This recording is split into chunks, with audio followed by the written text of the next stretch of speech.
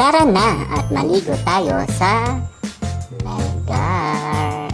Ito na mga kapets, at nandito tayo ngayon sa Melgar para i-celebrate ang birthday ni Derek at ni Basit. Mga kapets, ang laki na talaga ng pinagbago ng Melgar. Napakaganda na ng kanilang beaches, yung mga resort nila ay napakaganda.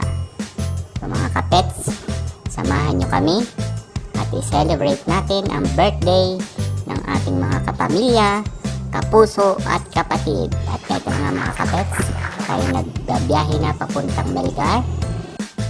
Alas 5 ng madaling araw mga kapets kami umalis sa bahay. At ito na nga, inabutan na kami ng napakagandang sikat ng araw dito sa tabing dagat, dito sa Melgar. Ayan mga kapets, kitang-kita nyo po kung gaano kaganda ang sunrise dito sa Melgar.